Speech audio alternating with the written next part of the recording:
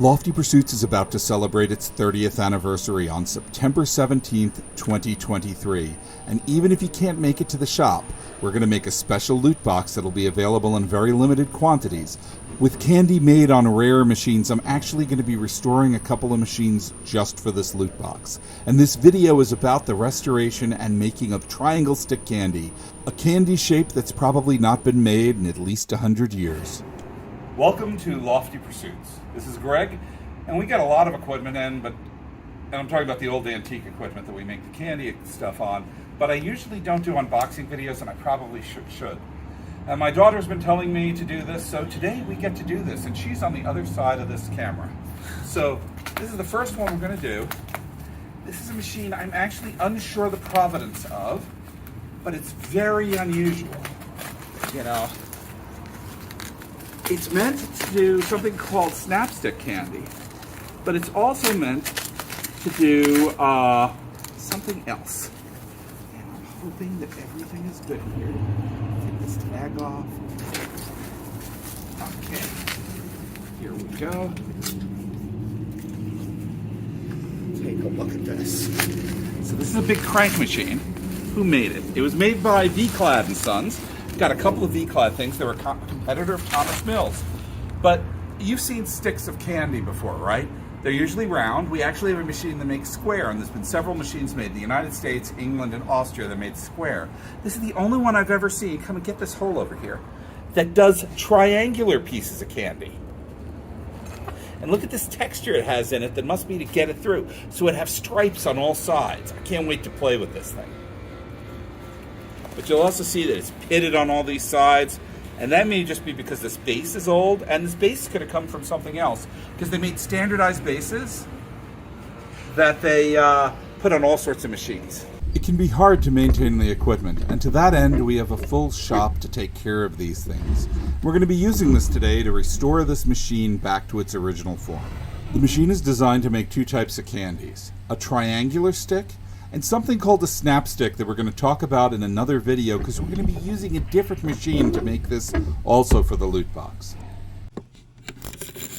It is not unexpected with machines that are 100 years old for parts to be worn out or broken, and that's why we have the shop to fabricate new ones. This is missing its thumb screw. Usually I just pull one out of stock, because we have machines that were missing parts that have become donor machines. Unfortunately, none of them had a long enough thumb screw, so I have to make one from scratch. It also originally had an outfeed chute, and I need to make a new one of that. I'm going to make it out of stainless, and it being missing isn't really a problem. We test the different metals before using them to make sure that they're food safe. But in many cases, the chute isn't, but everything else is, so making a new one is not an uncommon occurrence. The whole process took about 40 hours and is sped up substantially. And this was 40 hours in a 102-degree warehouse. But I can't wait to try this. It's either going to work great, or it's going to work terribly, and it's going to be absolutely nothing in the middle. You'll notice some differences from the restoration of some of the other machines. We usually season the metal, like you do in a frying pan, but this design doesn't have any painted surfaces that the candy will come in contact with, so I decided to restore it to its original color. And of course, any chemicals you see us using are food safe, and we've tried to remove as little material as possible, because we're caretakers of this equipment. We hope they're going to outlast us. So we don't restore for appearance, we restore for functionality. I tend to do all the work myself in my shop. And do stay to the end of the video, or jump to it, where you can see us make the candy and you can find out more about this loot box that's coming up in the next few weeks.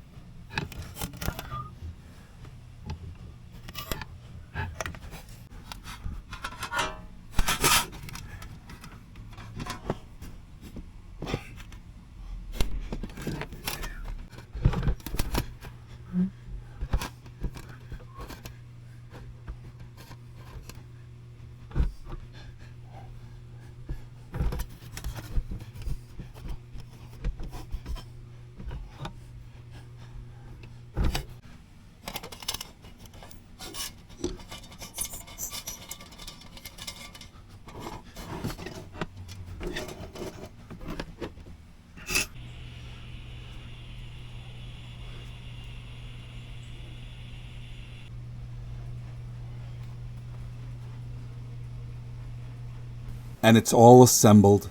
And it looks like it's ready to go out and have a night on the town. In this case, it's going to have a night making candy. Triangle stick candy. And it's been a while, possibly as long as a century. It's time to make the test batch. I've cooked the sugar to 310 degrees, and I've added blackcurrant flavoring. It's one of my favorite flavors. It's an old-fashioned flavor, and I figured with an old-fashioned machine, we should make it match. We've poured the candy on our candy cooling table. This ancient table is made of solid steel, not stainless, but mild steel. We keep it its color of silver by keeping it clean and waxing it constantly. Mild steel is good because stainless tries to keep the heat in one spot.